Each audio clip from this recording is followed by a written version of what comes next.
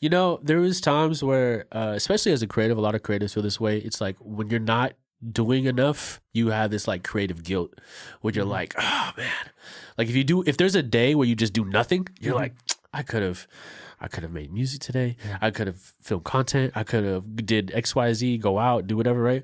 And there's like this built up guilt. But then it was after experiencing all this stuff with like the chemo, cancer stuff. Yeah. There's days where I'm like, if I didn't do nothing, I'm like, man, I deserve that. You enjoyed life. You know, man. I woke up this morning, I'm blessed. I woke up, I got to say what's up to my parents, see my little brother, got to hang out with my girlfriend. I'm chilling.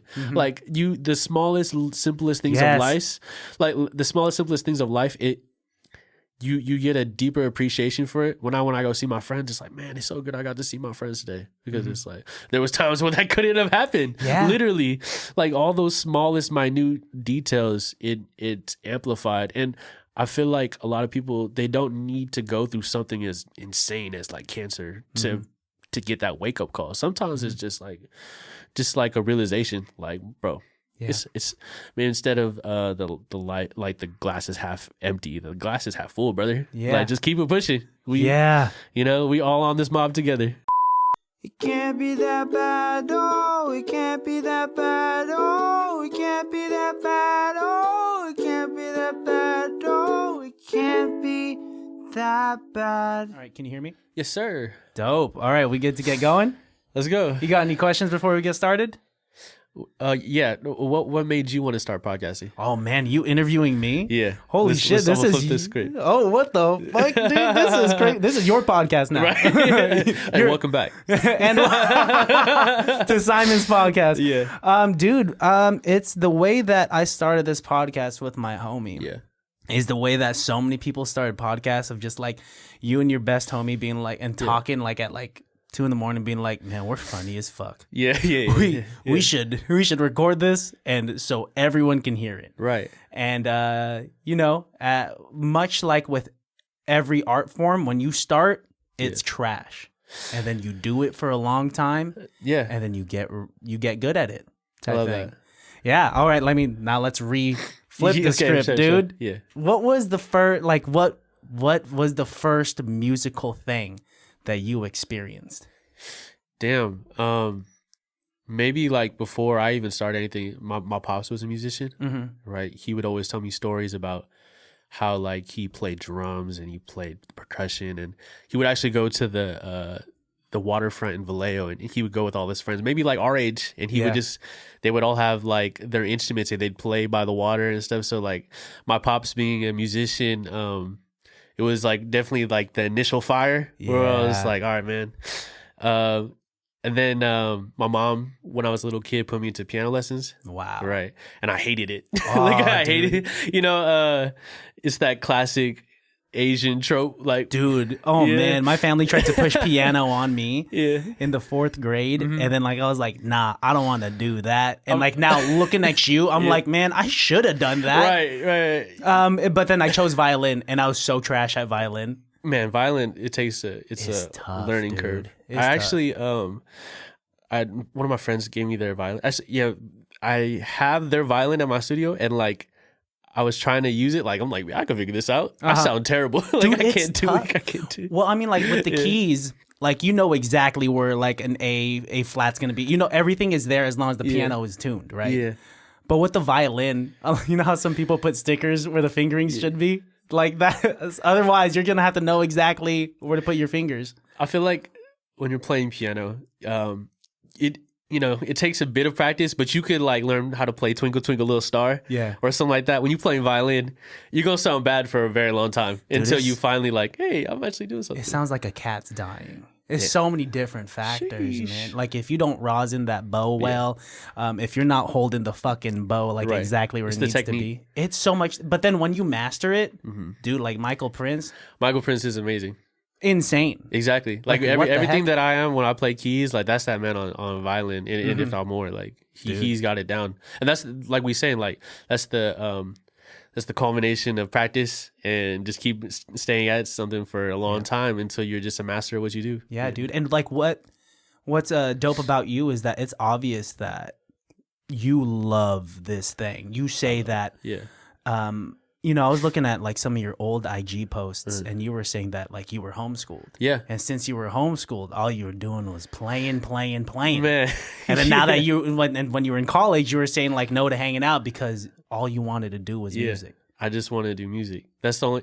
And then I feel like the only way that you can really like see some results from something is if it's like you at least put yourself in this mindset where you're like, this is the only option. Yes. Like if this is the only option, then there is like, how else could I fail? Because it's either this or bust. Like, you know what I mean? Oh, exactly. Like, and because when you put your foot halfway in the door, halfway out, it's just like now you kind of like maybe you don't succeed in either, right? And like I kind of had it in my head. I was just like, nah.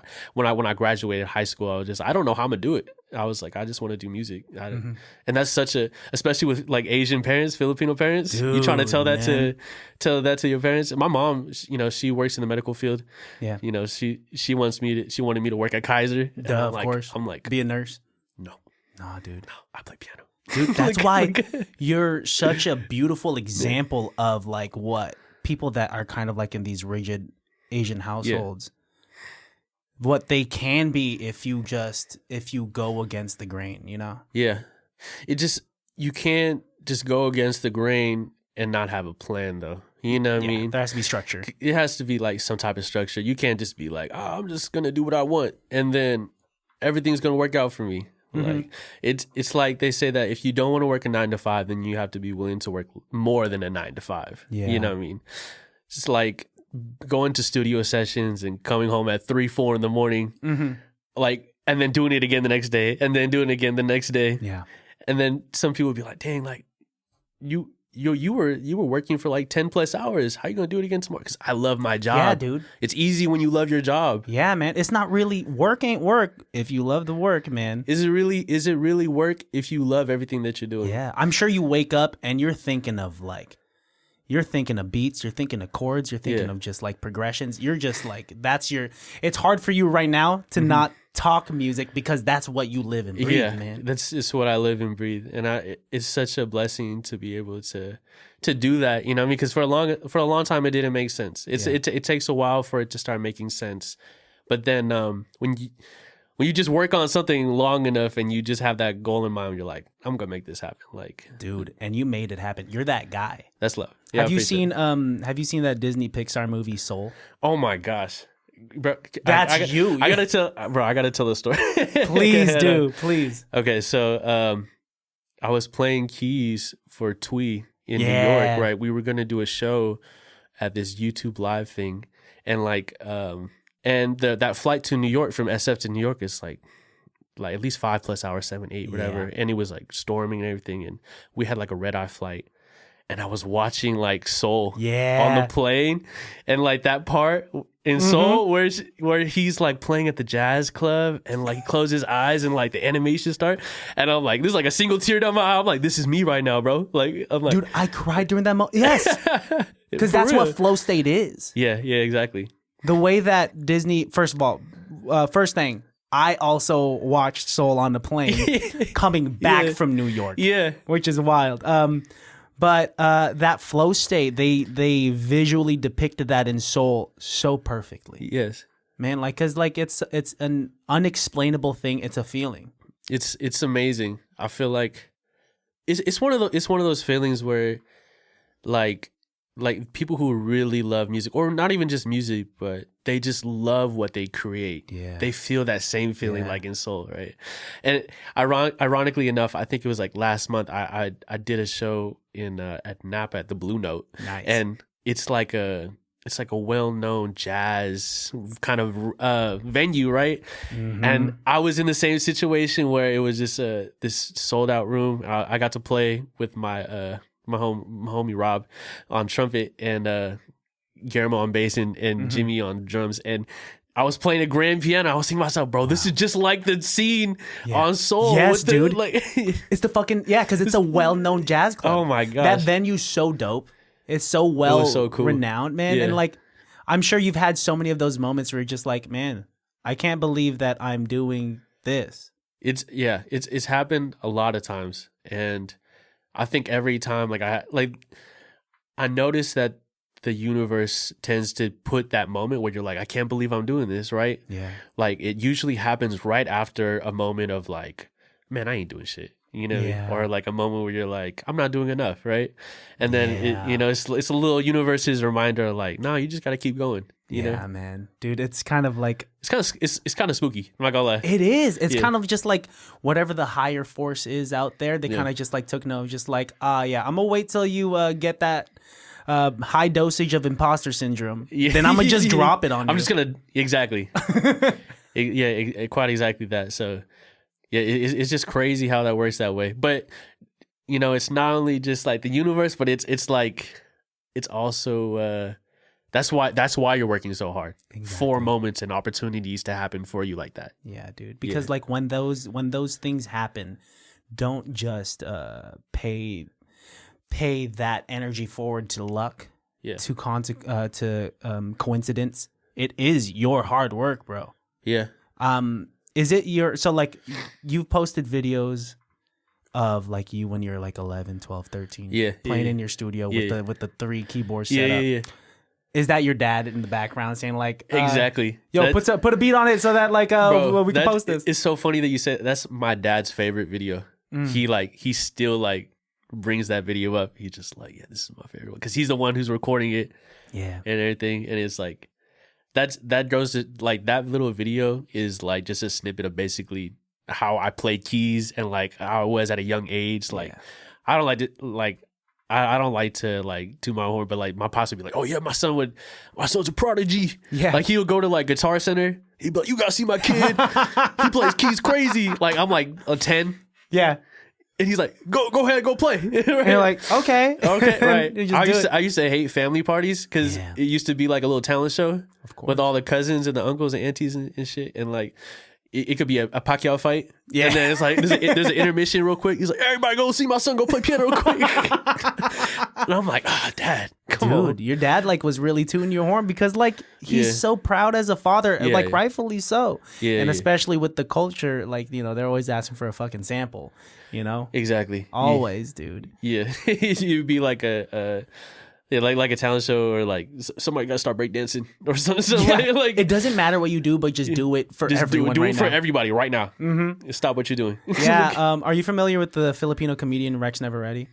I think yeah. So like he was like one of my like comedic inspirations growing up. That it was to the point like where I would listen to his special over and over again at home, and like at family parties, my family would be like, Christian, yo, tell the Rex joke, and then like verbatim, I would have to tell this Rex joke in front of everyone. And then the next time we're like, do it again, the same exact joke, and they'll laugh just as hard. I'm like, this is crazy, like this is crazy validation. But dude, for the tita clout. Yeah, man. And then they'll just like they'll say like, oh my gosh, my nephew is so funny and all that stuff. You're dope like all across the board in the sense that like in the realm of jazz. Yeah. Like you got jazz, funk, you got that down. But also in the realm of like of culture and like hip hop, you've done like you're doing everything from like, you know, playing at Blue Note, but also playing at like, you know, like a San Jose halftime show with Too Short, bro. Yeah, that was so crazy that we did that. Yeah, talk to me about that. Honestly, like many opportunities. Shout out to my brother LaRussell. Like, yeah, that's my dog. We've been locked in for a couple years now. LaRussell's dope, man. He's so cool, and to be like someone from Vallejo, because I'm born and raised from Vallejo. Mm-hmm. So to be able to work like hand in hand with a great artist from Vallejo, like, and a great human being like himself. Yeah. It's definitely a pleasure and an honor. And a lot of times with opportunities with him, he just texts me. He'd be like, what are you doing tomorrow? And I'll be like, shh, I guess I'm free. And like, what's up? And then I go to the thing, and then it's insert random crazy person I didn't think I would ever meet is there. Yeah. He's like, you gonna play keys for him right now? Like, You're like, all right. I'm like, oh shit. Like when that's how that San Jose halftime show thing. He just like, what are you doing on this day? I'm like, oh, I think I'm free that other day. Yeah. What are we doing? He's like, we're going to do a halftime show with Too Short. Dude. I'm like, oh, dude, imagine if you said, well, I got plans that day, Lorenz. I planned a movie night with my family, so I can't make it, bro. And it happens a lot. I'm not gonna lie, and it's so cool because I never know what the vibe is gonna be. It's always a surprise, but it's always fun. Wow, it's good people. Yeah, though everyone at Good Company, they treat me like family. So I'm really blessed to work with such great people. Yeah, dude. Because you are, from what I see, adjacent to like Good Company, you are family because you are. Yeah, you're that guy. Like in 90% of the videos at the fucking pergola or at any performance, there's Simon right there, just like waiting to like just play in front of the. So I knew LaRussell back when he was Toda Shakur. Yeah, right? Toda. Like years before, and like we labbed like one time, and then he pulled up to my studio, we cooked up, and then we didn't really talk to each other for a bit, and randomly he was looking for a keyboard player because he wanted to do like these live sessions. And I was like, oh, bro, what's up? I can help you with that. He was like, for sure. So I pull up to his spot. Before, he didn't have the pergola yet. He didn't have like the crazy 8K camera and anything. We was doing shit just off the phone and in the garage. Dude, where like the these little strip lights were, right? Yes. Just kind of framing the... And he would do something like he would just grab his phone. He's like, "Can you play this?" And he put it into my ear. And I was like, "Yeah, I can play it." Yeah. No. And then how about this? I think in one day we got like 30 videos done.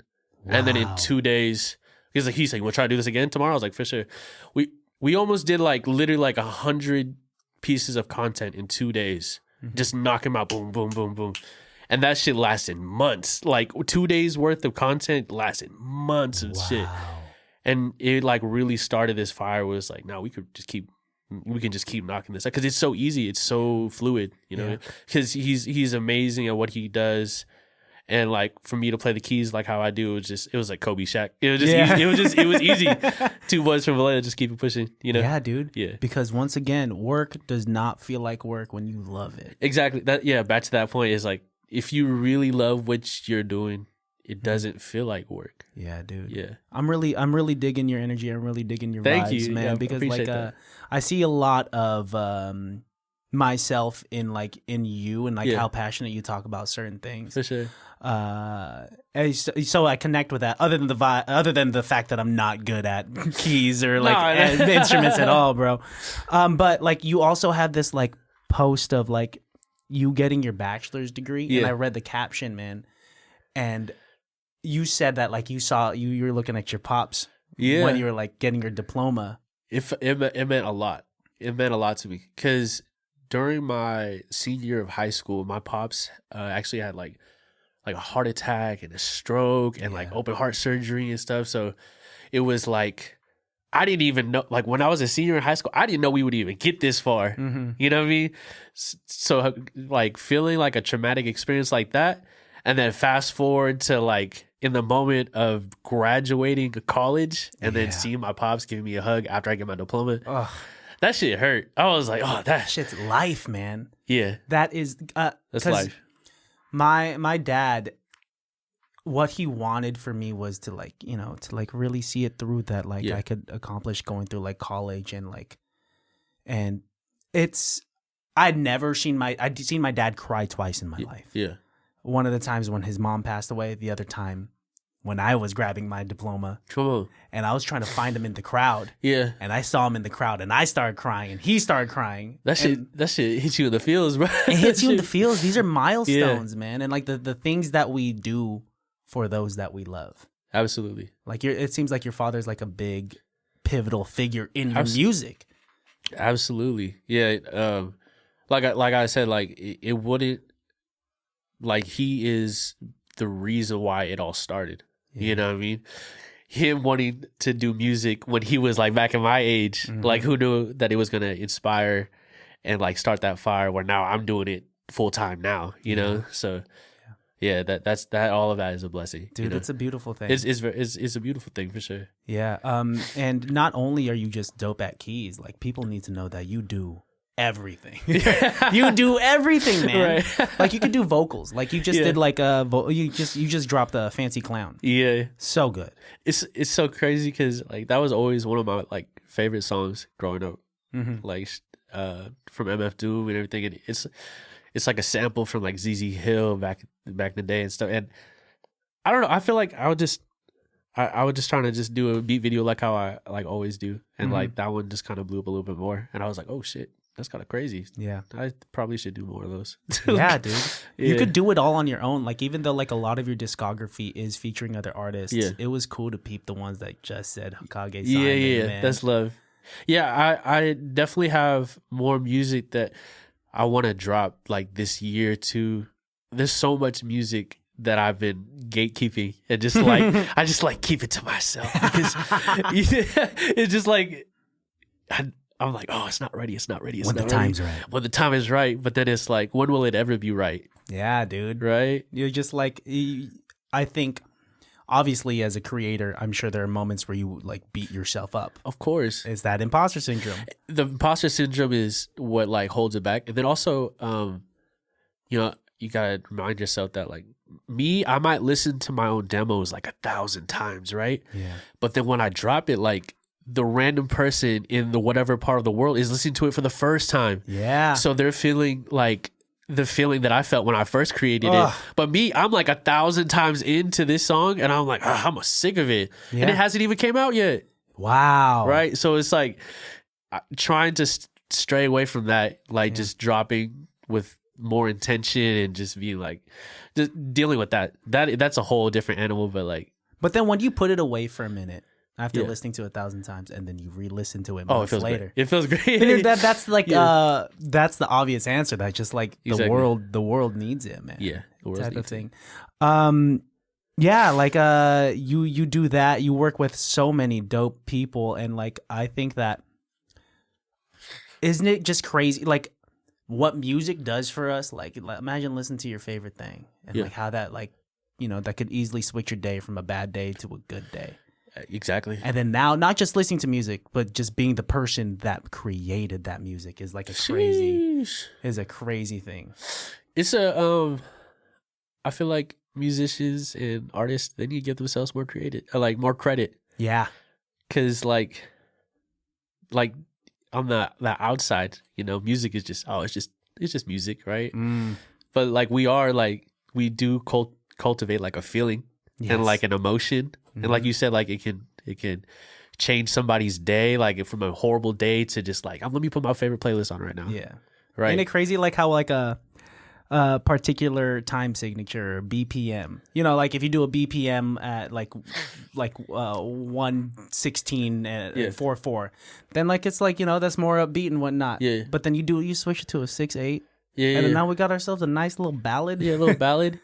That's what I'm saying. And like somebody's favorite song, it could be like this song that they listen to that's their favorite song, like they correlate that with a specific moment where they were at in their time of their life, right?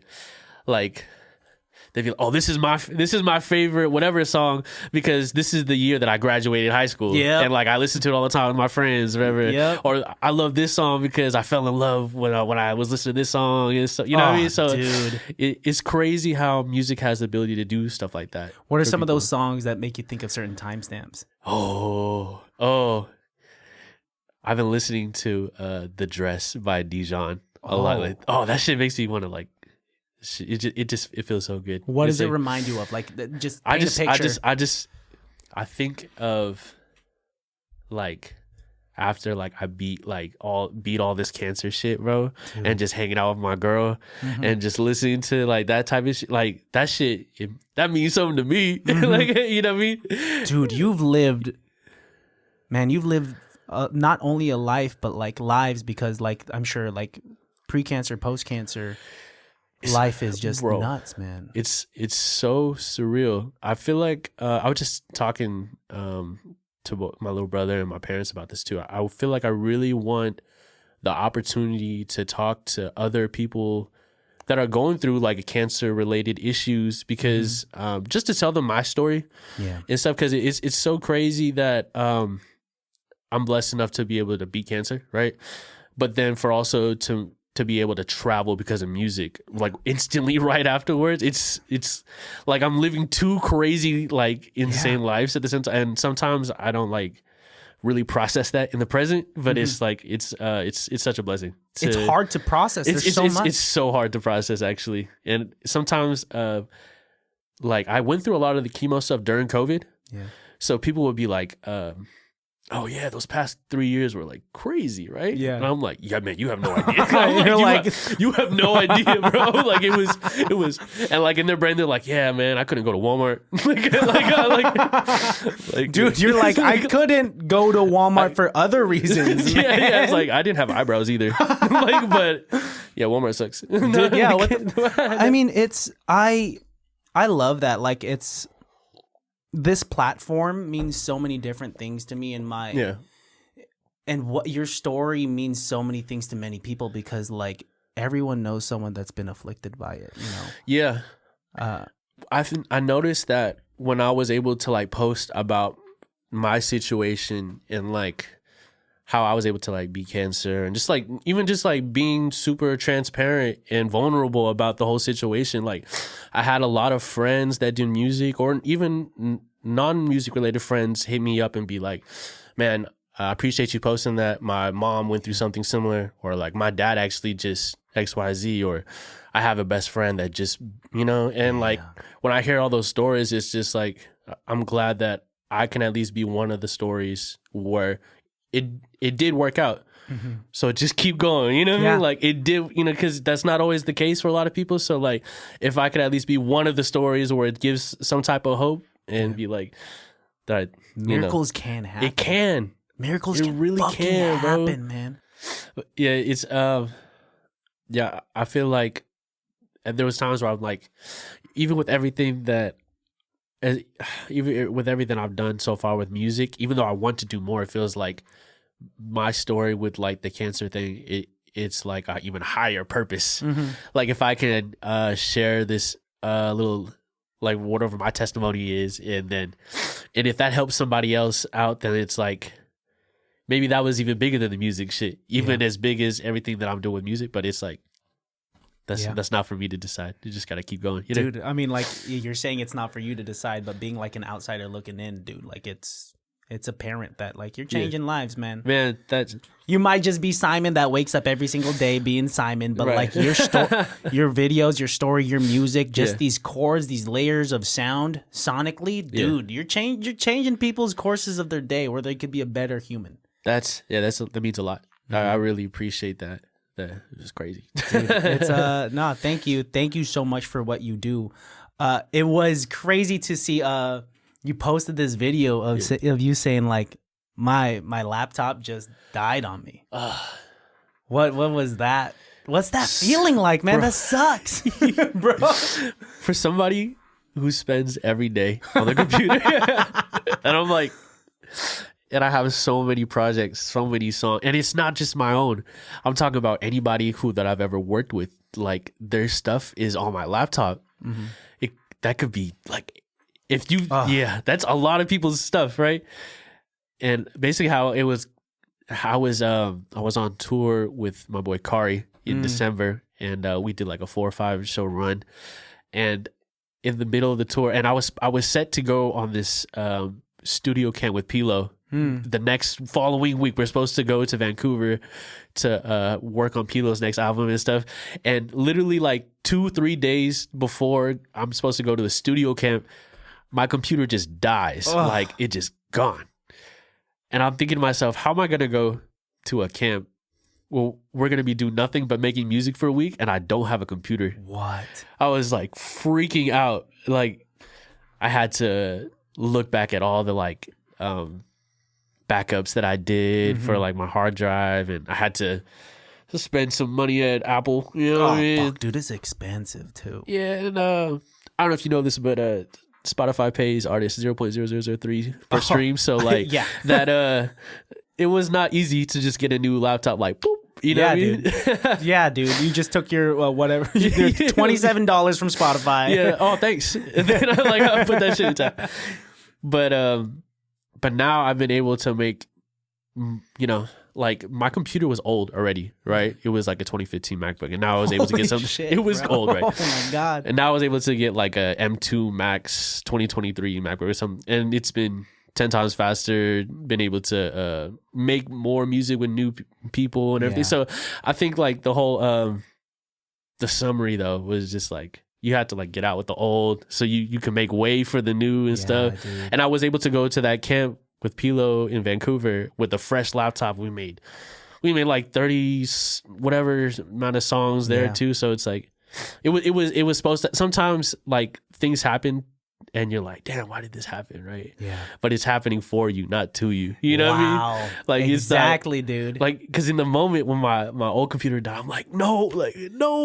Yeah. Yeah. There's like that moment where like you're pressing the power button multiple times. And it's just like nothing. And I'm like, there's no way. I'm also thinking like, damn, I had a whole project I wanted to drop.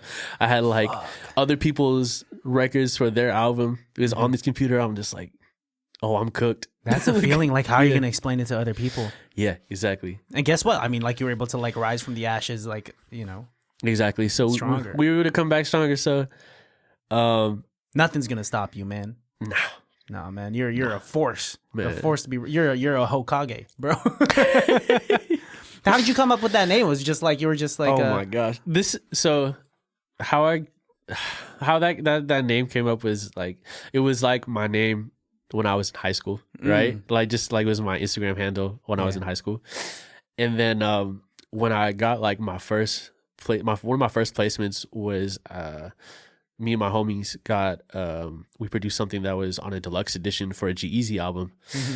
And it's like it just came out and we're like, oh, this is cool. Like I just put no guys here, you know what I mean? Like it was just one of those things where like I started producing for a bunch of people and I was like, well, I guess this is my name. So I'm like, just it was your Instagram handle. It was I was just like, we're just gonna keep it pushing, right? And then then I started getting all these other places. I'm like, it's a little too late to.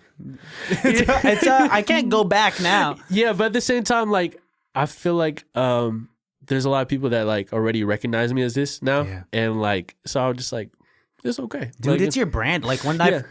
Once again, from an outsider looking in and like being an appreciator of both music and anime, I was just like, oh man, that's dope as fuck. There's two ways people go about it. They're like, well, what's a Hokage or whatever, right? What's a Hokage? Hokage, right? Yeah. And then there's the other person that's like, bro, I love your name. And then they like dap me up. They're like, that's fire. That's what it's for, man. Yeah, and that's what it's for. I'm like, hey, if you fuck with it, then it's cool, dude. That's why I keep thinking like, what would if I were to be like a public figure.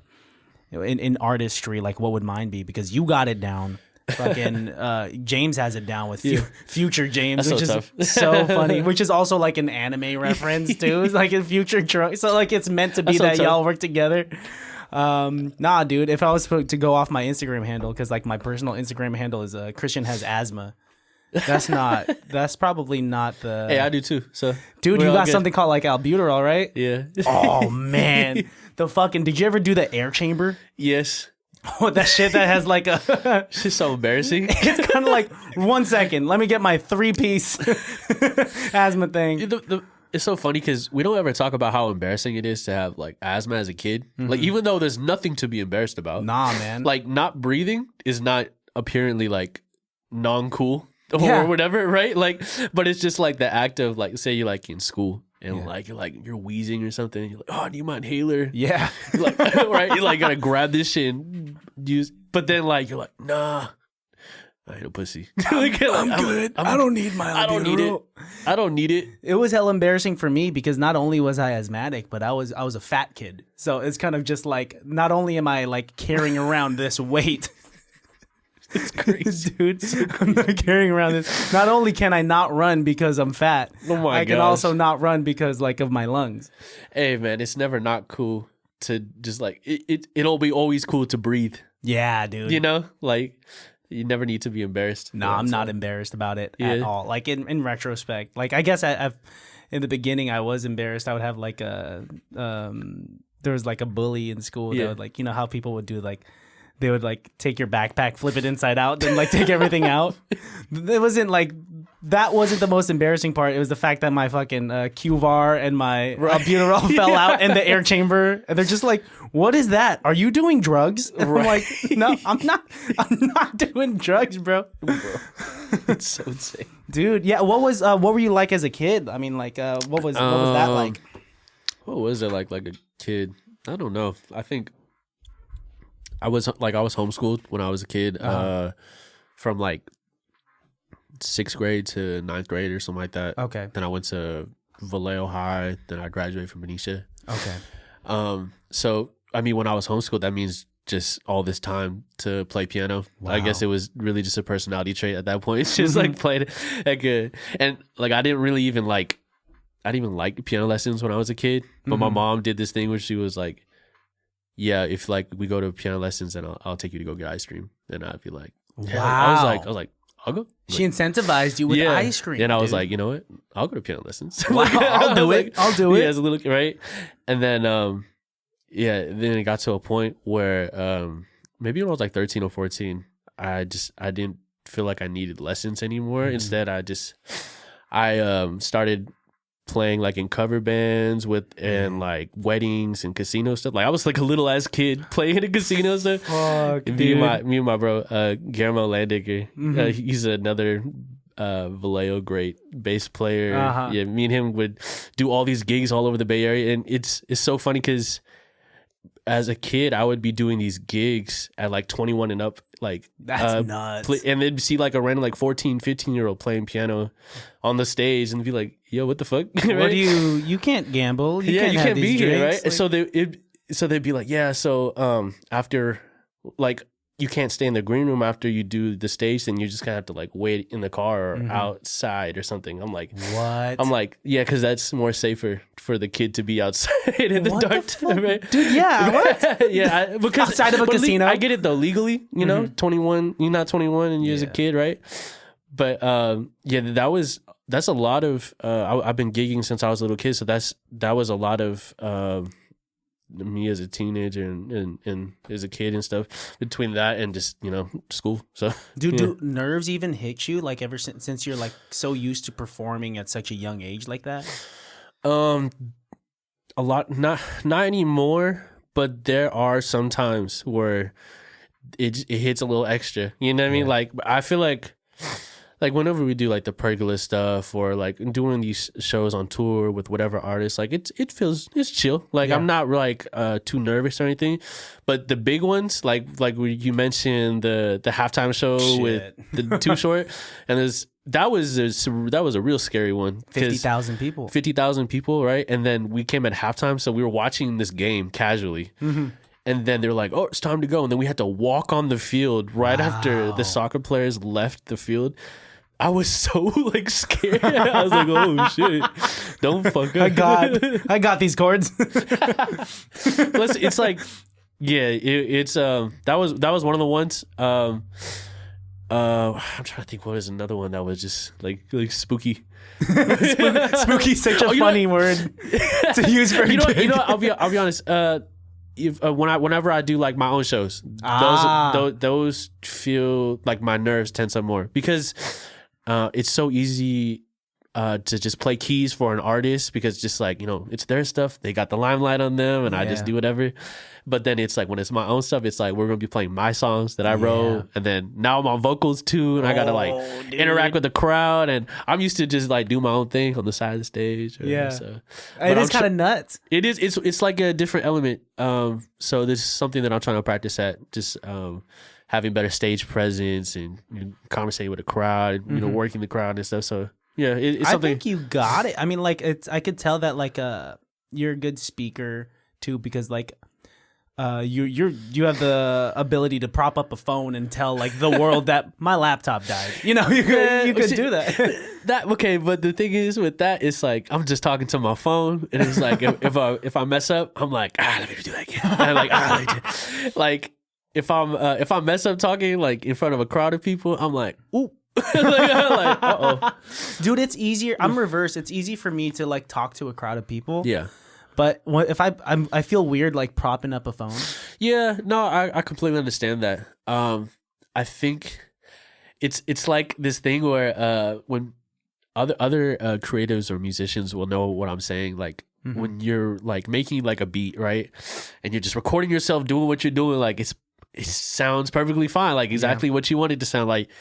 And then as soon as you take that camera out to try recording yourself doing the thing, and now you're like messing up, and you're like, oh my gosh, I literally could just do this. I literally did this perfectly when the camera wasn't there. It's nuts. It's just this like subconscious pressure that we put on ourselves. Exactly. It's unnecessary though. It's like when I'm singing, because like I like to sing. Yeah. And like when I have a 9 to 5, and I work at like in a lab. For sure. And like the acoustics are real nice with like a stainless steel lab. Yeah. Right? So fire. I'm like, I'm just going, and I'm like, oh fuck, I didn't realize I could do that riff. I didn't realize I could sing like that. I'm like, let me try to do a cover. So I'll have like a homie send me like an instrumental and whatnot, and I'll turn on the camera. And I'll be like, well, what the fuck happened, bro? Like, why am I wheezing? Why does everything feel dry? Like, what's going on? Yeah, it's like we said, it's that pressure that we put on ourselves when the camera finally comes out. Because then it's that perfectionism thing, like, oh, this doesn't sound like how I wanted it to sound in my head. Yeah, you're right. Because like playing something live, it's easier because like it's gonna happen the way it's gonna happen, right? Mm-hmm. But then when you have the opportunity to re-record it, then that's when our perfectionist mindset's gonna kick in. Because you re-recorded the second time and you're like, this still doesn't sound. Then you go on this little binge and you're like, I'm just not gonna post it. I'm just not gonna post it. I'm just not gonna. That's defeat right there. Yeah, dude. We're always gonna be our own biggest critics, right? Yeah, so dude. you just gotta put it out. You gotta get over that hump. Gotta get over that hump, and then that's how you're gonna be great. Yeah. Mm-hmm. There's a lot of people will notice that like they're really successful at whatever they're doing. It's because they've already gone past that point of like caring what themselves think. Just get that, Yeah. You'll notice that there's some people that like they're just what they do. Is just cool, right? Yeah. But like, it's like. Man, how do I put this into words? It's like, but it doesn't. There's no mind block, or it's like it's not second guessing it, right? Mm-hmm. There's a lot of people that make some amazing stuff, but it's just like, it's not good. But they stop themselves from it, dude. Yeah.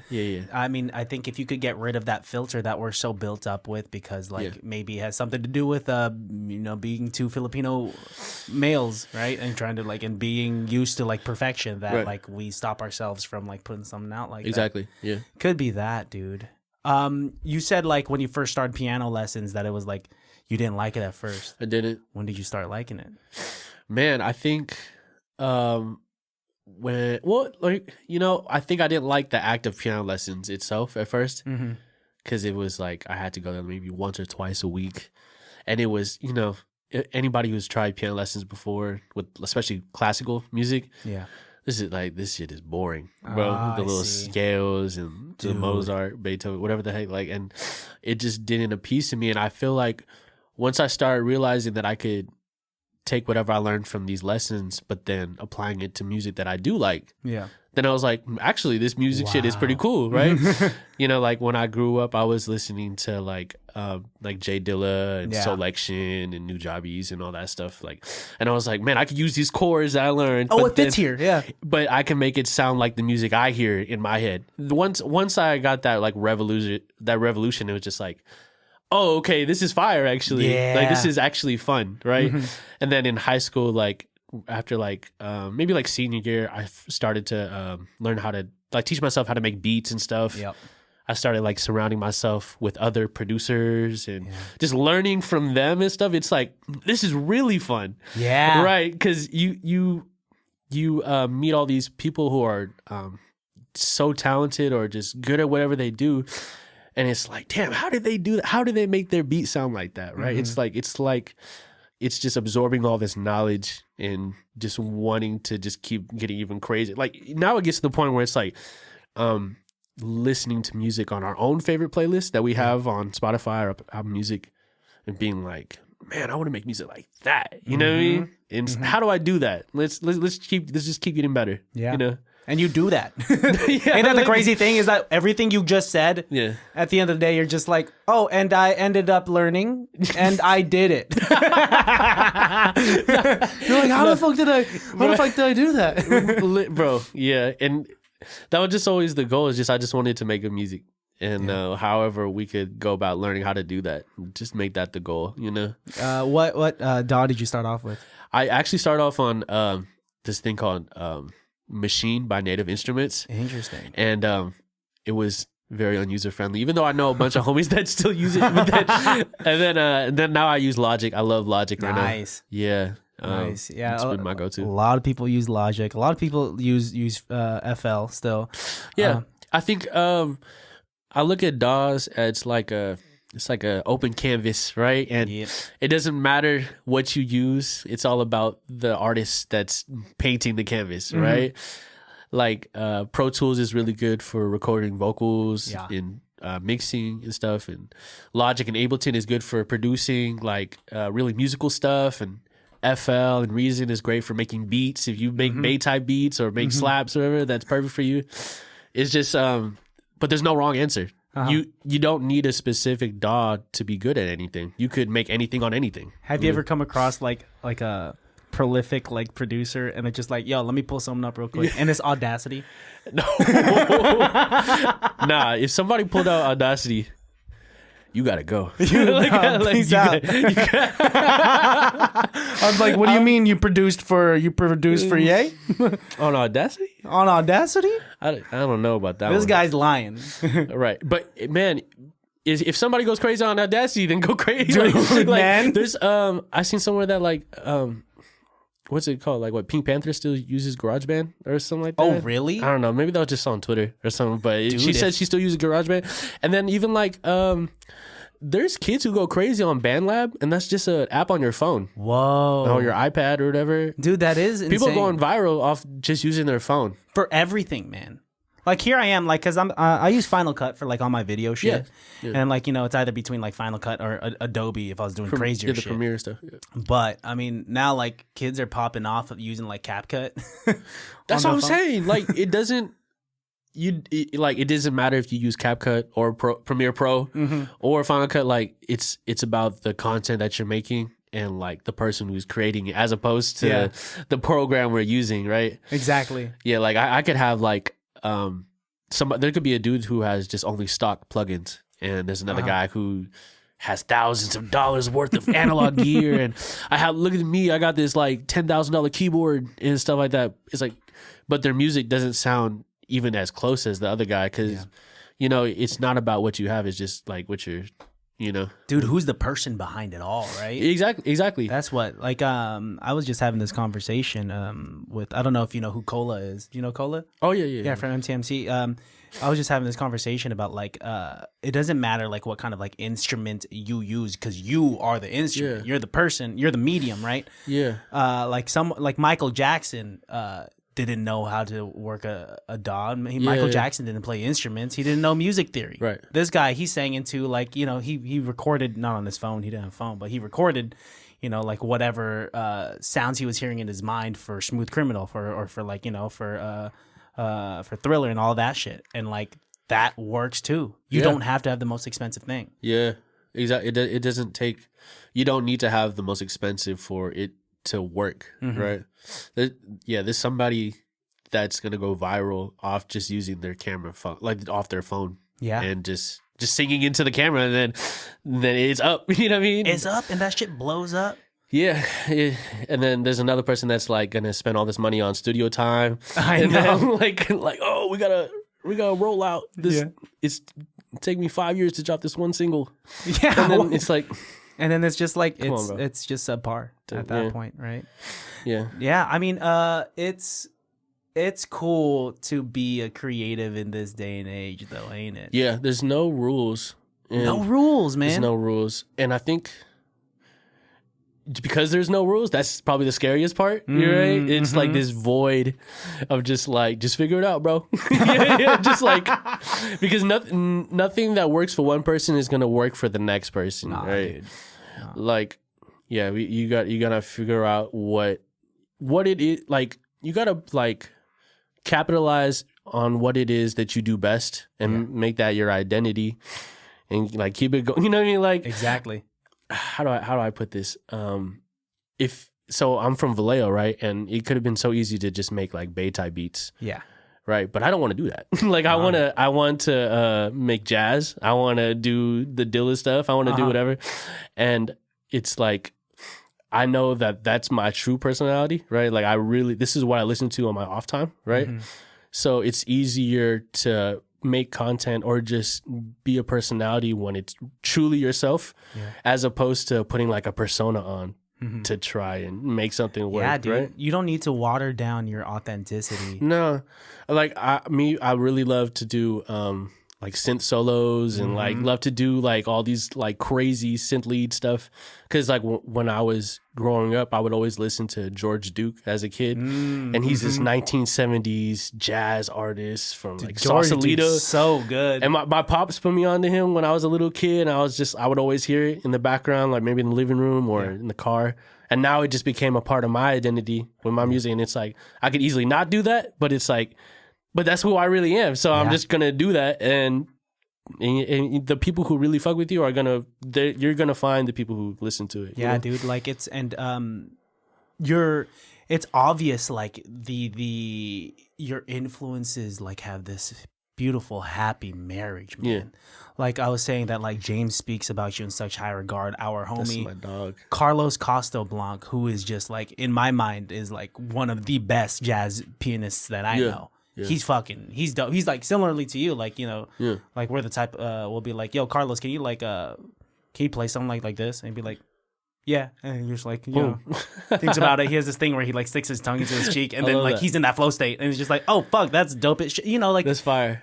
He in the earlier days, he was just like, yo, man, like, do you know Hokage Simon? I was just like, I know of him, and he was just like, yeah, that guy's raw as fuck. It's really crazy when I hear stories about like stuff like that, where like if you do good enough work or just be good enough at what you do, your name will be talked highly in places that you're not around and stuff. Yeah. And you could even do that, apply that method to non-music related things. Just being like a good person, bro. Yeah. If you're just a cool dude, people are gonna talk highly of you. Dude, that'll get you places.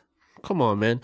Like people forget that like if you just do your work and don't be weird, that will take you very far, bro. Do your work, don't be weird, man. Go crazy. Why is there some like talented there's some talented people I've met and they're just hella weird. Like they're like, there's good weird and there's like bad weird. There's a lot of bad weird. And then like, how do you not know this? I don't know. I wish I had the answers for that, but it's very apparent. There's a lot of bad weird. Yeah, dude. Like, oh man, like what a waste of talent. Because like otherwise, the hell of people could work. Here's the thing. You can meet like the most talented person in the world, right? But then if like you met them and like they were kind of a dick to you, like they're just kind of an asshole, you're like, dude, I don't want to work with that guy. Hell yeah. But then there's a guy that was like, they're just cool what they do, but they were a great energy, great, amazing person to be around. It's like, I want to work with that guy because he was pleasant to be around. Yeah, like, dude. And like we can build something. We can build something. You know what I mean? Yes. Like people forget that like your talent is only one percentage of like why everything else. Yeah, of everything else. It's everything else, dude. Like it's like, who do you want to spend hours with in the studio? Yeah. Like who do you want to be delirious with at like 2 a.m, like after you've been like, you know, running this beat after for a while. I feel like if we were gonna drop music together, for example, work music, like we gotta be like, do we even hang out? Yeah. Yeah, like right? Like let's hang. Like are we even cool? Like yeah. I don't know. Like if you were to invite somebody to do your podcast, right? It's like I gotta know that you're cool enough that I don't feel crazy inviting you to where I stay, where my home is, right? Yes. Like that has to be at least the bottom borderline line, the floor, dude, right? I'm giving you my address. Literally. I'm giving you my address. Point. Yeah, you know exactly where I live. Like this is the place where I want to start a family. Exactly. You know? And it's the same way when like I invite people to like my studio and stuff. It's just like I got to know that like you're at least cool before I even, because this is my home first and then a studio place second, you know? Yeah, because there's a lot of weird people there that like, especially it's like in this industry. It's very unfortunate. Yeah. I mean like, and luckily like the Bay Area is just full of very humble, talented individuals. Because like imagine if you're doing this thing in LA. Yeah. Where there's personalities from all over the world just coming there and just trying to do it for the clout as opposed for the artistry. Yeah, I feel like there's a lot of people that they forget that like the music always has to come first, right? Yeah. A lot of people have this mindset of like like the personal goals or like the goal is to be rich and famous or whatever. Like if the ultimate goal is to just make good music first and that stays the goal, then everything else will come around. Yeah, you know what I mean? Like can't be like the ulterior motives and whatever, man. Right? Like you can tell when someone has like a side quest with them, you know? Sure. Like for me, like even if like it's a blessing to know that like music could pay my bills in some degree, but it's like even if money wasn't even a part of music, I would still do music. Oh man, dude. Like even if it had nothing to do with the money part, I would still be playing my piano, making my silly little beats, and be cooking up with my friends as much as I possibly could. You know, dude. Because over everything, it's much better to be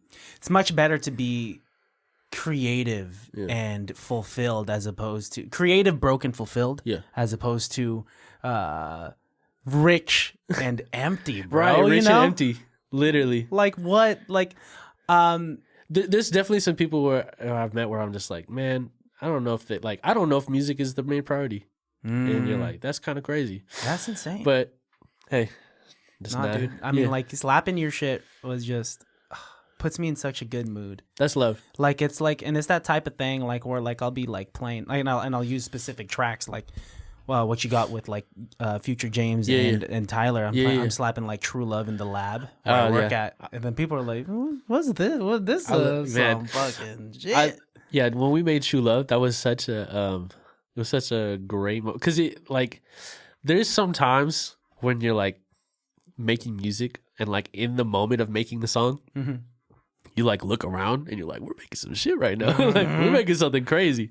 like when you like catch yourself in that moment, it's like going back to that movie Soul where you hit that like that flow state where like I close my eyes and then like everything's animated and shit's just like there's times when you're making a song and you feel that type of vibe where like, wow, it feels like something that even if the rest of the world didn't listen to, I'd be listening to this a lot of times, right? Mm-hmm. And it almost like as a creative, like we constantly search for that feeling. Yeah. We're damn near like drunk off that feeling. Dude, get addicted. We get addicted. We get addicted to making something that we love to create. Dude, that high of just like it's unbeatable. Woo. Because then there's a lot of people like they'll get that one placement or they'll get that like one song where it's like, hey, we did it. We finally did this, whatever. And then they're just like, I'm content now. I'm good. And then we don't hear nothing else, right? How can you be? Right. For me, it's like, oh, we did this thing, right? Let's do it again. Yeah. Like, let's do it again. And where can I get my next hit? Yeah. And it's not going to come easy. It's like, there's like this chart where it's like, you could how do I phrase this? If you just worked on something only when you were inspired, then your chances of like making that gold, it's like down, right? But if you just work through the slump, even when you're not inspired, just like get those reps in, like your chances of hitting gold is like up the roof. You're right, dude. It's like music, even though it's not a 9 to 5, but you got to have that work ethic like it is though.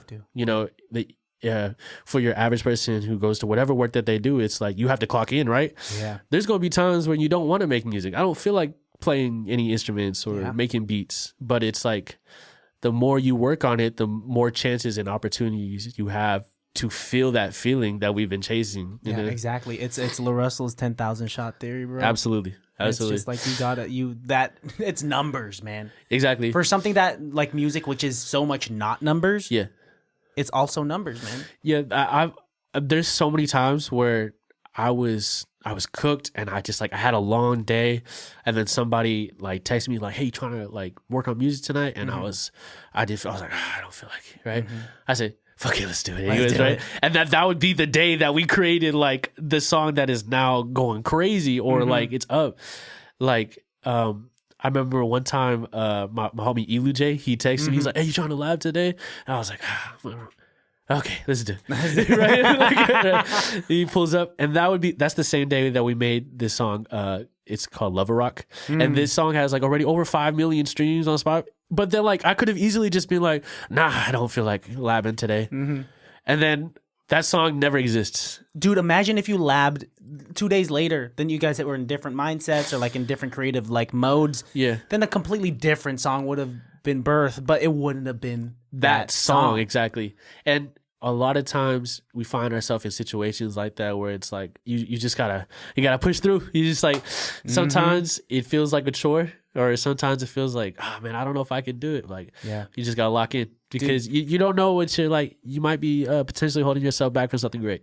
Exactly. To be great comes with sacrifice. What are we sacrificing? Yeah. You know, we're gonna sacrifice like time. We're gonna sacrifice those nights where you want to like sit back and play some COD, but it's not. Yeah, real. Right, that's real. Yeah, dude. I mean, like, but you're doing a beautiful thing, man. Thank you, bro. You're doing a beautiful thing. You're a great human. You're a great conversationalist. I can't believe this is your first podcast, bro. Yeah, this is the first podcast I've ever been on. So how do you think it's going? It's cool. I hope I'm yapping. Dude, tall, because easily one of my favorite podcasts. I'll tell you that. Hell yeah. And I've done a lot of this with a lot of like amazing people. That means a lot, bro. It means a lot that you let me to your space and invited me over. It's been nothing but love and hospitality. So it's been so fun. Dude, it's great. Like I knew that this was going to be good. Probably like about like almost 25 minutes in, I was just like, man, Christian, like, because we were getting kind of deep. I was like, Christian, don't cry right now.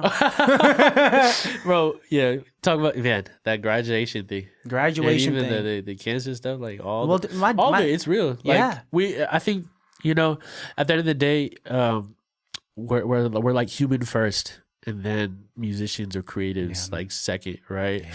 Yeah. I think a lot of people forget that, you know, we are like, the music that we create or whatever, like the art that we create, like it's all secondary because, like Instagram, for example, that shit that's a business card. Like nobody's gonna be like, oh, the worst shit ever happened to me, I'm finna post that shit. Like just got hit by a car. Like I'm finna, right? Hey, what's up, y'all? Right? Unless that's the type of person you are, that's cool, right? But I'm saying like people on social media, they're only gonna post their highlights of the greatest parts that are happening, or like the cool stuff that they're doing and stuff.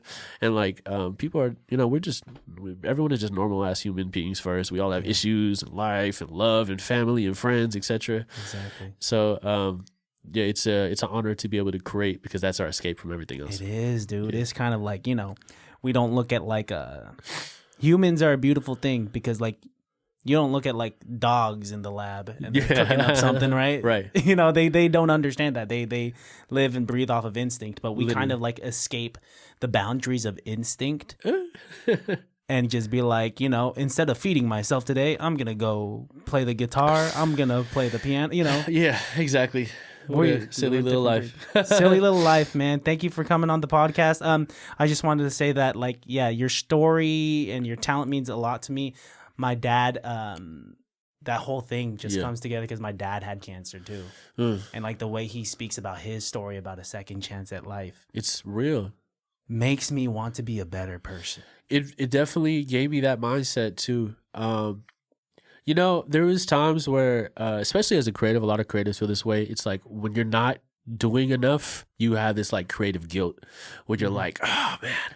Like if there's a day where you just do nothing, you're like, I could have made music today. Yeah. I could have filmed content. I could have did XYZ, go out, do whatever, right? Yeah. And there's like this built up guilt. But then it was after experiencing all this stuff with like the chemo, cancer stuff, there's days where I'm like, if I didn't do nothing, I'm like, man, I deserve that. You enjoyed life. You know, man. I woke up this morning, I'm blessed. I woke up, I got to say what's up to my parents, see my little brother, got to hang out with my girlfriend. I'm chilling.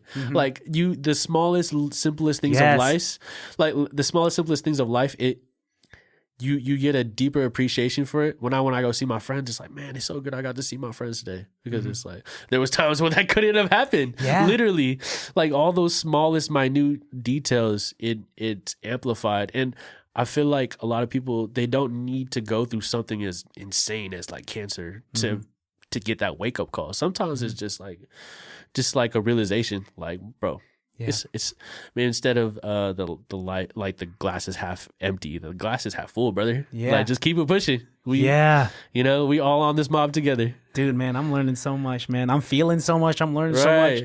I'm gonna cry after you leave. No, dude, like, one of the things my dad said after he got his second chance, he said, he like sat me down. He said, Christian, little things mean a lot. You do. Now, he's the type of guy that, like, we'll go to the Metreon and we'll get, like, a crepe at the Metreon. That's and fire. Walking around. Love that. He'll say over and over, he'll be like, do you taste the chocolate in this crepe? It is so good. And I'm like, he's appreciating the smallest things that, like, me 20 years ago at, like, 10 years old, I'd be like, so what? Like, I don't care. But, like, now, yeah, man, it's the smallest things, dude. That's facts. Yeah, like when I was walking out to get you today, I saw a hummingbird, and I was like, "Sheesh, that's dope as fuck." This is gonna be a good episode.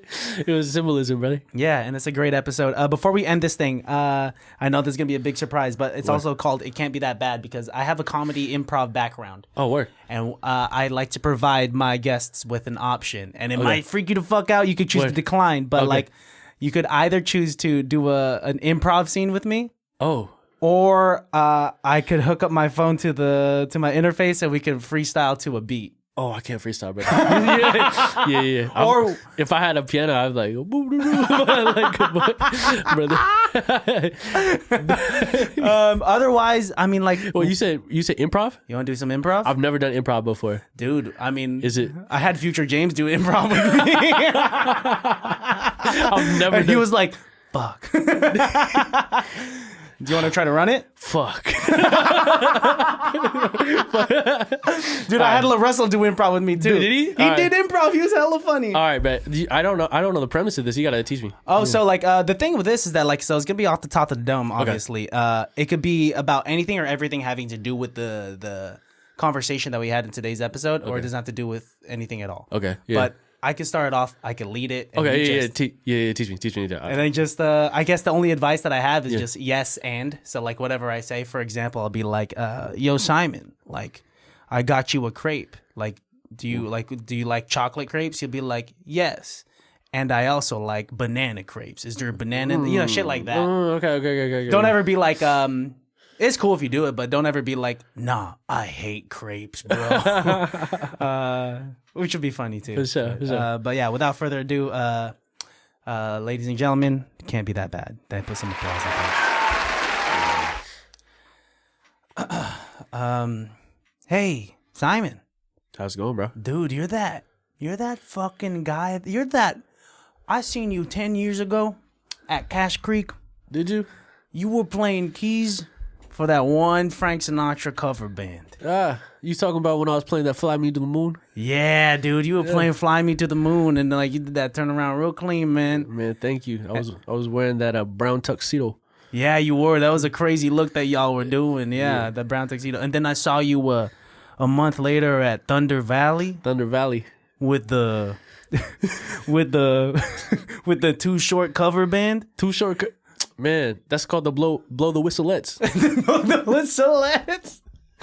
That shit was fire, dog. Thank you, sir. And then I saw you over at fucking what's another casino, Simon? What's another casino? Brother. Same another. You performed at casinos, bro. Never. I saw you at Jackson.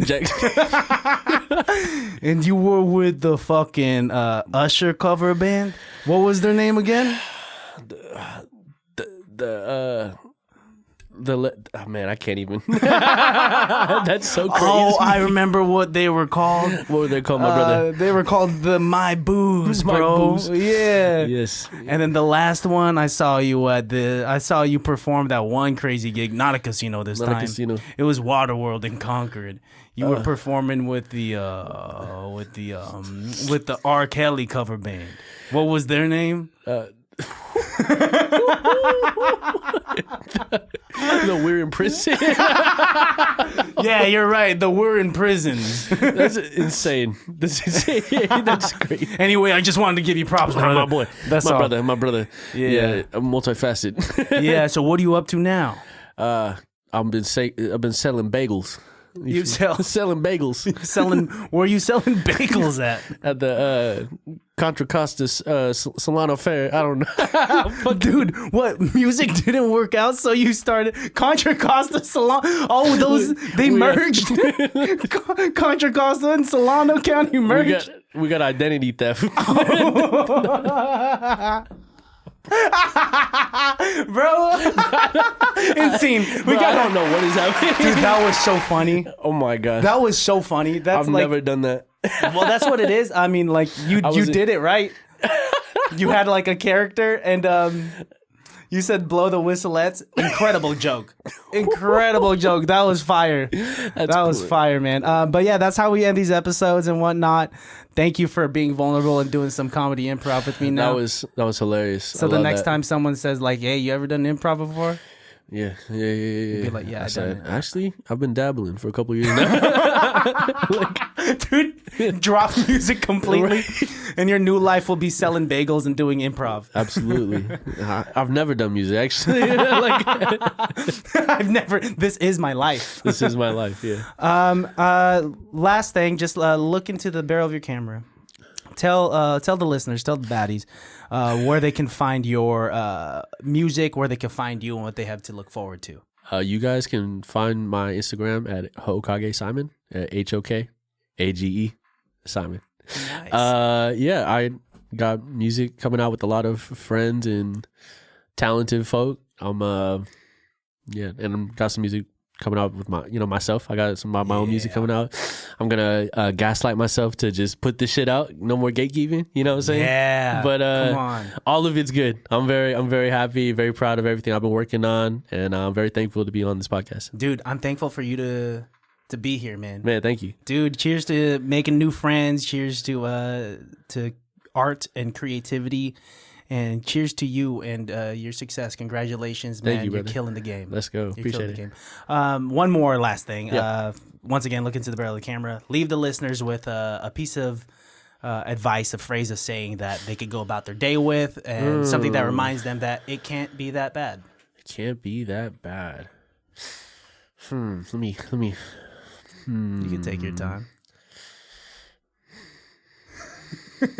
I want to say something cool. I can't think of anything cool right now. I can't think of something anything prolific. Cool. Yeah, I want something like. I feel like there was like a snippet somewhere in the podcast that was fire. Yeah, man, just keep going, bro. Just keep going. Yeah, that's it. That's perfect, dude. You're going crazy. That's perfect. Just keep going. You're doing wonderful, beloved. Yes, you're doing wonderful. Yeah. Deeply appreciate you. Thanks for coming on again, my friend. Thank you so much. Baddies, listeners, you guys know where to find me. You guys know where to find the podcast because you're already here, and we'll see you next time, and we love you. Peace. Can't be that bad, oh, it can't be that bad.